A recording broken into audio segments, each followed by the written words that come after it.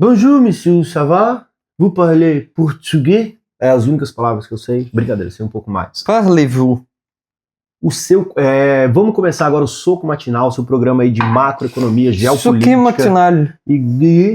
Que é o programa aqui que a gente traz as principais notícias. A gente vai trazer aqui as notícias que aconteceram aí em volta do mundo, né? Ao redor do globo, começando aí com a prévia do PIB, né? A prévia do PIB aí, com a economia aquecida que a gente tem foi de 0,9%. É um PIB interessante aí para o mês de janeiro, mas só a prévia, não é o PIB ainda. E a gente vai falar um pouco mais sobre como assim, beleza, o PIB aumentou, significa que isso é bom para todo mundo? Qual que é a relação do PIB? É um PIB, um PIBão, um PIBinho. Exato, Malheiros, PIB, que é o quê? Vamos entender aí qual que é essa relação do crescimento econômico e do PIB, porque às vezes o PIB ele pode ser inflado por diversas formas, a gente vai explicar para vocês aqui. Também temos a CVM aí que investiga a nomeação de alguns dos ministros do presidente Lula para o conselho administrativo aí da TUP. Como assim? E aí vocês vão entender como funciona também o órgão regulatório, que é a CVM, a Comissão de Valores Mobiliários. Por que o presidente Lula também não pode ir lá e colocar qualquer pessoa dentro de um conselho de administração de uma empresa de capital aberto? Porque isso seria talvez uma manipulação de mercado. Vocês vão entender isso também. Também temos a OCDE, né, que deixa claro uma coisa que é clara para todo mundo.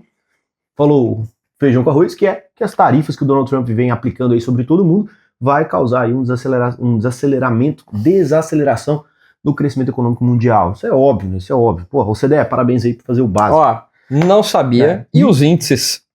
E também temos aí o primeiro-ministro do Japão aí que afirma que não está fazendo manipulação de mercado, coisa que o Donald Trump afirmou que ele fazia, reduzindo ali o poder de compra do câmbio do Japão para atrair investimentos ali para o país, né? E aí o Donald Trump afirmou que ele estava fazendo, o ministro japonês disse que não está fazendo, que isso não é manipulação de mercado, e a gente vai explicar hoje para vocês. Hoje vai ser um programa explicativo. Mas até sobre essa notícia aí, tem um rolê que é muito interessante.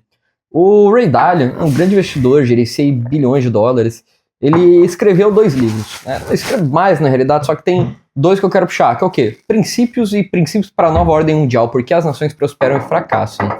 Nesse segundo livro do autor, ele começa a comentar o que acontece com a economia quando ela vai se desenvolvendo. Então, você tem a economia, o país acaba ganhando espaço com o comércio, né, com a moeda dele sendo mais utilizada, ganha status de moeda de reserva global, e com isso começa a investir mais em gastos militares para conseguir manter o seu status como potência dominante. E esses gastos elevados, junto com a mão de obra que acaba ficando mais cara, vão fazendo com que você tenha uma economia menos competitiva. Por exemplo, a China, hoje, por que cresce tanto? Porque é mais competitiva em relação aos Estados Unidos para você instalar uma indústria lá. Pô, você tem mão de obra barata, você tem chinês de 10 anos trabalhando aí por algumas centenas de dólares por mês. Algo que você não consegue... Algo que você não consegue nos Estados Unidos. E junto com isso, tem esses gastos militares que vão acarretando em déficit público e complica ainda mais a situação. E quando você junta essa problemática do país com uma nova potência externa em ascensão que é a China, você tem essa desordem interna do país junto com essa desordem externa, você pode ter um choque entre essas nações, que é uma guerra. Onde que eu quero chegar com isso? Uma teoria que tem aí é que o Trump, na realidade, ele está fazendo tudo isso propositalmente. Por quê? Ele está tentando desacelerar a economia, meter taxa para os Estados Unidos entrar numa recessão, deixar o dólar uma moeda mais enfraquecida, cortando o gasto público, para ele andar esses passos para trás, né? Então, tentar ser um pouco mais competitivo, pensando a longo prazo, e reduzir esse déficit público dos Estados Unidos, que é uma dívida impagável. Inclusive, a China é o próprio maior credor dos Estados Unidos. Então fica essa teoria que pode fazer sentido. Se é isso ou não, cara, é só realmente com o tempo que a gente vai descobrir e vamos ver os efeitos disso aí. Mas é o que a gente pode especular e que faria sentido para o Japão também. Se você desvaloriza a sua moeda local, você fica com um país com uma economia muito mais atrativa para exportar. Olha o tanto que a economia, né, principalmente a macroeconomia, ela é muito mais complexa. Quando a gente olha para esse movimento que está acontecendo, lembra sempre que a dívida norte-americana, ela é em dólar, da mesma forma que a dívida brasileira é dolarizada de alguma forma, mas ela é em real. Então quando você faz um movimento prejudicial à sua própria moeda, você também barateia a sua própria dívida. Olha que loucura, olha que movimento muito mais complexo. E quando você olha, montar uma empresa, montar uma grande fábrica nos Estados Unidos é quase inviável pelo custo de mão de obra. Então você tem diversos mecanismos aí que fazem com que, no final das contas, ou seja, qual que é o movimento final que todo líder de país quer e utiliza da economia para isso, que é dominância de poder. Então, quando em Bretton Woods lá todo mundo colocou o dólar como reserva e tudo mais, o que acontece? É poder, é dominância de uma nação sobre a outra. Então, é uma forma também que os Estados Unidos aí pode fazer, dando um passo para trás para dois para frente aí, utilizando esse prejuízo ao seu próprio câmbio. E hoje a gente vai fazer esse programa aqui na velocidade mais rápida possível, é justo? Talvez. Você faria esse acordo? Eu farei esse acordo, você então faria a gente vai fazer o programa mais rápido do mundo. Por quê? Porque a gente tem um passeio daqui 1 hora e eu e Malheiros demoramos um tempo passeio? Aqui pra arrumar. Passeio Passei os índices para vocês, espectadores do Soco Matinal. Lindo. Então, no Brasil, a gente tem Bovespa fechando em alta pelo 4º pregão seguido, né, segunda-feira, ultrapassando a marca aí dos 131 mil pontos e renovando a máxima do índice em quase 5 meses. Destaque para Vale e Petrobras, que avançaram bastante, assim como ações de grandes bancos como Itaú, que subiu mais de 3%. Nos Estados Unidos, a gente tem as bolsas de Nova York fechando também o dia em alta, né, porque a gente tinha ameaças de paralisação do governo dos Estados Unidos que foram dissipadas, né, paralisações essas que estavam previstas para iniciar nesse fim de semana. Então, todos os índices subindo, mercados asiáticos também fechando em alta, principalmente pela divulgação de dados positivos sobre a economia chinesa, né, o gigante asiático, com a produção industrial avançando 6% só nos 2 primeiros meses desse ano. Na Europa, a gente tem as bolsas também em alta, seguindo aí a direção dos mercados norte-americanos, dos mercados asiáticos, e também com expectativas da Alemanha, que vai aprovar um novo pacote de gastos públicos com defesa. Então, ações do setor militar subindo bastante aí nesse mercado. Com as commodities, a gente tem o minério de ferro caindo, apesar dessas notícias positivas da China, com o contrato, né, de 62% CFR sendo cotado a 102,85 a tonelada, né, negociado em dólares, ressaltando aqui. E o contrato futuro de petróleo fechando em alta. Bitcoin operando também em alta na segunda-feira, na faixa de 82 mil dólares, com os investidores de olho na próxima decisão de política monetária do Fed, né, o Federal Reserve, o Banco Central dos Estados Unidos, que vai acontecer nessa próxima quarta-feira. Maravilha. Começando agora as notícias internacionais, a gente vai começar com esse pronunciamento da OCDE, né, sobre o quanto que essas tarifas que o Donald Trump está aplicando e recebendo de volta de alguns países pode prejudicar e vai prejudicar a economia, mas isso que a gente falou no início. O que a gente pode tirar de legal dessa informação? Que o maior, de acordo com esse relatório da OCDE, o principal país que vai ter um prejuízo será o México e também o Canadá. Por quê? Porque eles são próximos aos Estados Unidos. E aqui vai uma questão interessante. A economia, ela é totalmente regional. Da mesma forma que o crescimento do PIB da China, que chegou a 10%, agora tem 5%, passou dos 10%, inclusive, ele não é um crescimento da China, ele é um crescimento da China e da região. Então você tem ali toda aquela parte do Pacífico, vários países que tiveram pegaram um embalo. Você tem os chamados tigres asiáticos, que cresceram muito aí junto com a expansão da economia chinesa. Aí, o que a gente pode tirar de notícia interessante? O Brasil, ele não é isolado. A gente está dentro de um bloco econômico que é o Mercosul. Então, melhoras na economia da Argentina, apesar do argentino ser argentino e a gente ter jogadores de futebol muito melhores do que eles, jogar CS muito melhor. Um abraço aí pro argentino que a gente conheceu no pub inglês ontem à noite aqui em Paris. Um abraço pro argentino. Um abraço pro argentino. Gente boa, ele falava 2 palavras em português. E o melhor foi o barista francês aqui que sabia falar 3 palavras em português. Gente boa também. Que eram quais? Seu batata. Por que ele sabia seu batata? Ele sabia seu batata. Ele sabia, obrigado, por favor, e seu batata. Não, foda-se caralho. Foda-se caralho. Enfim, o do boteco lá. E aí, olha que interessante. Quando a gente vê uma melhora na economia da Argentina, da Venezuela, do Chile, do Peru e tudo mais, a gente melhora? Quando a gente vê, seu porra. Tá. Quando a gente vê uma melhora na economia, a gente também bebe um pouco da fonte dessa melhora da economia. Então é super importante para o Brasil, dentro do bloco econômico do Mercosul, que são nossos vizinhos, grandes parceiros comerciais, que essas economias também se alinhem e também cresçam. Que nem na Argentina. A gente teve essas melhoras ali da população, poder de compra aumentando, inflação reduzindo, salários mais fortes, né, uma moeda se valorizando.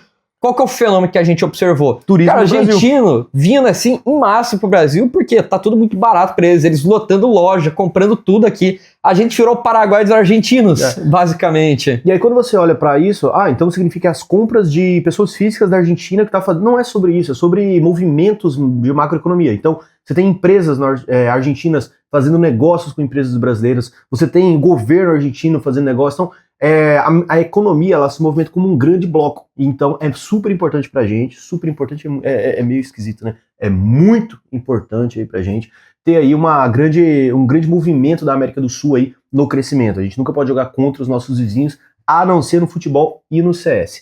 Então agora a notícia nacional, que a gente já pula para a notícia nacional, porque essa da OCDE aqui é nada de importante. É a economia superaquecida aí do PIB. Então a gente teve uma prévia aí do PIB, que sai agora em março, né? Sobre o PIB de janeiro, né? Cada mês tem um PIB, soma, tem o PIB dos últimos 12 meses. Toda vez que você pensar em PIB, não é um PIB de 2024, 2025, o PIB é os últimos 12 meses. Então, agora vai sair o PIB de janeiro de 2024 e entrar o PIB de janeiro de 2025. E aí você tem a média dos últimos 12 meses de PIB. E o de janeiro aí é um crescimento considerável de 0,9%.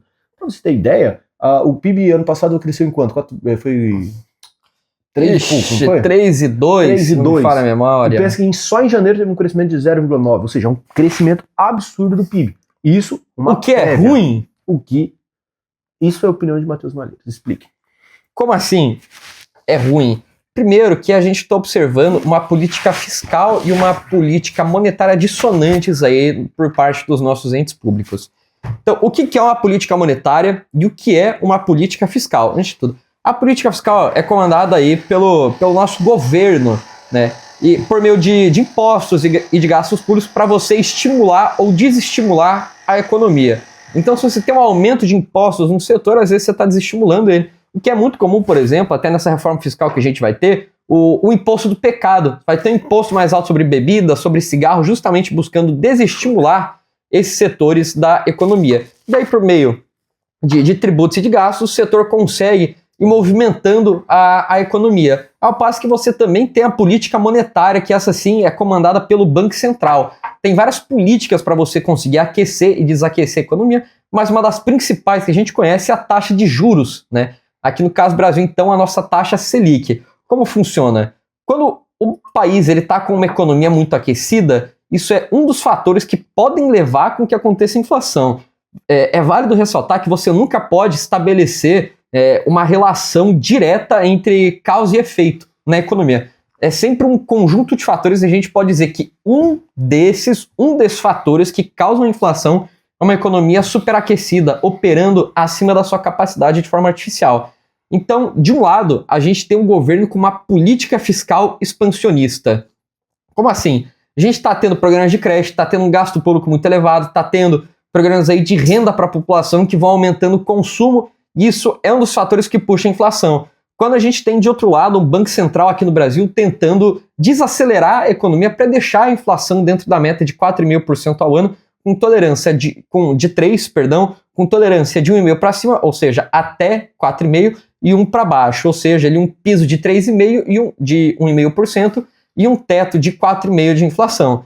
Então imagina que está um cabo de guerra, né? O governo tentando acelerar a economia, próximo de ano de eleição, nem um pouco suspeito, e o Banco Central tentando desacelerar, porque a função do Banco Central é suavizar as oscilações, né, dos ciclos econômicos. Porque a economia funciona dessa forma, você tem momentos de bonança, né, de um crescimento, e você tem momentos aí mais excessivos na economia, com crescimento menor, maior desemprego, menor poder de compra. Então você tem um ciclo, né? A economia ela sobe caindo, ela cresce caindo. E a função do Banco Central é tentar diminuir essas oscilações por meio da política monetária. Então agora está no momento de desacelerar. Por quê? Se a gente continuar acelerando desse jeito que a gente está agora, isso é o que pode lá na frente causar uma recessão muito pior. Então vai sentir um impacto. Só que qual que é o conflito do governo com isso? Não vai ser problema desse governo de hoje. Porque agora o governo está preocupado em quê? Garantir a reeleição em 2026. Depois, quando estourar essa bomba, aí é outro problema. Aí você joga o problema no governo anterior, joga o problema aí nos Estados Unidos, metendo tarifa em todo mundo. Como a culpa é do governo, ele pega e bota em quem quiser, simplesmente. Você bota em quem quiser, mano? O governo bota em quem quiser. Tá botando aí no nosso rabo com esse tanto de imposto, esse tanto de inflação, mano. Esse tanto de gasto público. Falando nisso... Indo na direção oposta do nosso Banco Central, que inclusive é um órgão técnico, né? E aí você tem essa diferença também da atuação. O Banco Central só vai ser técnico, ele não tá buscando ganhar popularidade ou não. Ele tem que fazer o que é certo. Isso é uma parte boa, porque, então o Banco Central tá jogando contra o governo, ele tá fazendo um cabo de guerra indo contra o governo? Não, porque quem define a meta de inflação é o CMN, que o Banco Central faz parte, né, um terço do Banco Central, Mas são 3 pessoas, é o presidente do Banco Central, o ministro da Fazenda e o ministro do Orçamento e Planejamento. Ou então seja, a gente tem são hoje 2 governos e um Banco Central. Se a gente tem hoje o Galípolo, o Haddad e a Tebet, que compõem o Conselho Monetário Nacional. E aí, ou seja, quando a gente tem o CMN, que ele é o órgão que define qual que é a meta, o teto da inflação, e o Banco Central ele tem que fazer, o serviço dele é fazer chegar nessa meta, o Banco Central ele não é político. O Banco Central ele recebe uma ordem, ele é técnico, e ele tem que fazer essa tecnicidade de chegar até a meta que foi estipulada para ele. Ele popular ou não. Participou, ele tem um terço lá. Mas quem define é o CMN e o 66,7% do CNN é o governo. Então, o Banco Central só segue isso. Você tem outra possibilidade do governo que é o quê? Jogar a culpa no Banco Central, porque o Banco Central não precisa de popularidade com a população. Foda-se. Então, estourar a crise é porque o Banco Central deixou essa taxa de juros muito alta, entende? Então, culpa é minha, eu jogo em quem quiser. O que preocupa agora é que a gente já tem uma expectativa de uma Selic chegar a 15% no final do ano. E a economia, né, se o governo continuar dessa forma, com esses gastos públicos, com a economia superaquecida do jeito que está, né, detalhe, essa é uma economia que ela não está operando acima da capacidade de forma saudável. O Brasil, ele está tendo esse crescimento de forma artificial. E até se a gente for pegar o nosso PIB em dólares, na realidade, a gente está numa década perdida. O nosso PIB em dólares é menor do que era 10 anos atrás, por causa dessa desvalorização cambial. Então, uma Selic de 15% pode não ser o suficiente para conseguir controlar a inflação, que está sendo um dos grandes problemas do governo, inclusive. E agora, indo para outra notícia nacional, é sobre a CVM, né, a Comissão de Valores Imobiliários aí, que investiga a nomeação dos ministros de Lula em algumas empresas que são privadas com capital aberto. Então, quando você é uma empresa privada, você faz um IPO, você abre o seu capital, ou seja, você chama pessoas do mercado financeiro para ser sócia. E aí você, por meio da UP Capital, consegue comprar uma ação e ser sócio de uma empresa que está aberta na bolsa. Só que quando você entra na Bolsa de Valores, ou seja, quando você abre seu capital, você tem que seguir algumas regras de governança para que não haja aí essa manipulação de mercado. E quando agora, nesse momento, quando o presidente Lula pega alguns ministros e nomeia como membros do conselho administrativo dessas empresas, faz com que existe ali um conflito de interesse de forma positiva. Positivo no sentido não que seja bom, mas as pessoas vão fazer decisões da empresa que fazem ali valorizar o próprio patrimônio. Dessa forma, a CVM, que é essa Comissão de Valores Imobiliários, é como se fosse a polícia ali do mercado financeiro, abriu uma investigação aí para entender se faz sentido mesmo essa nomeação e pode, inclusive, barrar essa nomeação de ministro do Lula para o conselho administrativo dessas empresas. Sendo uma delas a Tupi, né? O que é a Tupi, Matheus Malheiros? A siderúrgica? A Tupi é uma empresa do ramo de metalurgia fundada em 38 em Joinville. E ela é bem relevante, tem um total de 4 parques fabris, sendo 2 no Brasil e 2 no México, com uma atuação em mais de 40 países, grande parte da sua receita sendo oriunda do exterior, com o mercado externo correspondendo por 72,6% da receita da empresa. Grande Tupi. Para a CVM, qual que é o problema disso? A gente tem o ministro da Previdência, o Carlos Lupe, o ministro da Igualdade Racial, Aniele Franco, e a Controladoria-Geral da União, o Vinícius Marques de Carvalho. E eles deviam ter solicitado uma avaliação formal sobre os possíveis conflitos de interesse antes de assumir esses cargos do Conselho de Administração da empresa. Por quê? Essa é uma empresa privada, só que você tem órgãos públicos que compraram participação da empresa. Não é que uma empresa estatal que foi privatizada, não. É privada e o governo quis investir, simplesmente. Então a gente tem o Caixa da Previdência dos Funcionários do Banco do Brasil, né, a famosa Previ, tem o BNDES Par, tem a Trígono Capital, um fundo de investimento, e daí os acionistas com menos de 5% total de ações correspondem somados. Então, todo mundo com menos de 5% tem aproximadamente 37% do capital social da empresa. E daí, segundo a Tupi, a eleição de membros para o conselho vai seguir as políticas internas da empresa e abre aspas, baseada na autodeclaração do candidato sobre o cumprimento da legislação aplicável. Então, os ministros eles afirmaram, por meio de suas assessorias, que passaram por todo o processo do BNDES, e ele não apontou um conflito de interesse, mas é algo que a gente sempre tem que estar ali com o pé atrás, porque, o governo se enfiando em empresa, a gente já teve aquela história do Lula querer colocar o Guido Mantega na Vale, Guido Mantega aí que fez um excelente trabalho, que todo mundo sabe como ministro da Economia, ministro da Fazenda do Brasil, né? Não, seria muito bom como CEO da Vale. Meu Deus, cara. Imagina como que... Porque o CEO, ele define quem que vai ser a diretoria. Imagina quem que o Guido Mantega colocaria na diretoria da segunda Então, maior assim, empresa do Brasil. Tem que tomar cuidado com onde o governo coloca a mão. Até porque o lugar que ele coloca bem a mão é no seu bolso e no meu. Então agora vamos ler os comentários do vídeo anterior pra gente finalizar esse programa que tá sensacional. Programa sensacional. O programa é sensacional. No soco matinal. E é o soco matinal. Vou parler. O comentário aqui muito bom que eu vi aqui é o do Luan Oliveira, que disse uma pergunta. Em caso de impeachment, ou seja, impeachment do presidente. Você tá inventando palavra, o vice assume. Agora eu falo francês. Fala francês. O vice-presidente assume. O que interfere em nossa economia e o que podemos fazer para ficar mais protegido com isso. Primeira coisa, para você ficar mais protegido. Não existe uma forma de você se proteger de um impeachment, porque o impeachment ele já está, de certa forma, dentro da cultura brasileira. Porque pensa comigo, quando a gente tem nos últimos 30 anos, você tem certeza? A gente teve aí, a gente teve dos presidentes, a gente teve o Sarney, que era uma extensão da ditadura, vamos chamar assim. Depois do Sarney, a gente já teve o Collor, depois a gente teve ali o FHC, a gente teve o presidente Lula, depois a gente teve a Dilma, a gente teve o Temer, que já foi o primeiro impeachment de Bolsonaro. A gente já teve 2 impeachments em menos de 30 anos, ou seja, impeachment é natural dentro da política brasileira. A gente tem que pensar que a nossa democracia é um bebê de democracia. Ou seja, o Brasil, como economia, ele já está precificado como instável, não é um problema. O ponto é, se você fizer exatamente o que a UVP ensina dentro dos seus investimentos, você já vai ter a diversificação, você já vai estar protegido para qualquer coisa. Ou seja, o impeachment dentro do Brasil não é uma grande coisa, não é a diferença absurda. É um Às problema. vezes seria bom. Seria muito bom.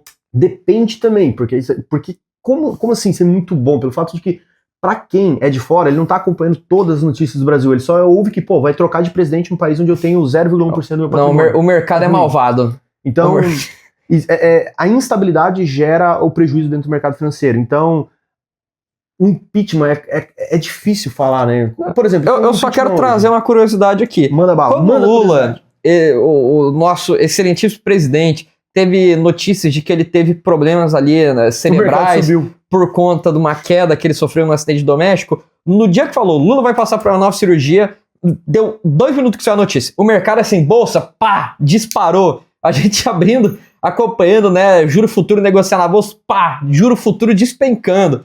Então assim, só quero trazer esse ponto. Fica aí essa questão. Provocação. Mas como que você se protege? Investe no exterior. Fala comigo. Se você está dentro do AVP Capital, você já tem parte do seu patrimônio no exterior, você já tem parte em algumas criptomoedas que são boas. Não necessariamente. Se você tem a nossa consultoria. Exato. Aí sim. Exato. Agora, se você está investindo sozinho, você pode estar fazendo merda, por isso fala com a gente que a gente cuida do seu patrimônio. E, Matheus Malheiros, como que faz para ter a nossa consultoria, Matheus Malheiros? A minha consultoria específica é para um público um pouco mais seleto, porém, meu time aí pode estar atendendo vocês também a partir de R$500 mil de patrimônio. Então você pode mandar mensagem, a gente vai entender o contexto pessoal de você, se faz sentido ou não a consultoria, porque não é só ter R$500 mil. Pô, às vezes você está todo travado aí, você está com COI, está cheio de título de renda fixa que não tem liquidez, não faz sentido a gente querer te cobrar para orientar um patrimônio que está travado. Então se fizer sentido para você, a gente vai marcar essa conversa e aí sim você pode dar início aqui no nosso processo, que a gente vai montar um planejamento personalizado aí de acordo com a sua necessidade. E pra gente finalizar, o merchandising, que a gente tá fazendo aqui, por que a gente não pega alguém que tem menos de 500 mil de patrimônio? Por que essa nota de corte? A forma com que a gente precifica o trabalho de consultoria de investimentos é diferente de uma assessoria de investimentos tradicional, que é o quê? A consultoria que a gente faz, a gente cobra um modelo fee-based, que inclusive não existia muito aqui no Brasil, lá fora era muito comum, e a gente conseguiu massificar isso através, principalmente do canal do Investidor Sardinha, divulgando o quanto que isso era melhor, e a gente conseguiu começar a fazer com que as assessorias também mudassem para o modelo fee-based.